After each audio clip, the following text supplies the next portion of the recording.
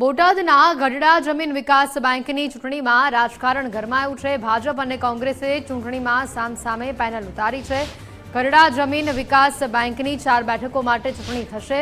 જમીન વિકાસ બેંકમાં 1600 મતદારો મતદાન કરશે। ભાજપ અને કોંગ્રેસના 4 ઉમેદવારોએ ઉમેદવારી નોંધાવી છે। ભાજપમાંથી પ્રભાત બરાડિયા, બાબાભાઈ વિરાણી ઉમેદવાર છે। જસકુભાઈ બાખલકિયા, ભોળાભાઈ ધલવાણિયાની ઉમેદવારી સામે આવી છે। કોંગ્રેસમાંથી વિરલસિંહ કટારિયા, સુખદેવસિંહ ગોહિલની ઉમેદવારી છે। રમેશભાઈ ભિગરાડિયા, મહિપાલસિંહ ગોહિલે ઉમેદવારી નોંધાવી છે।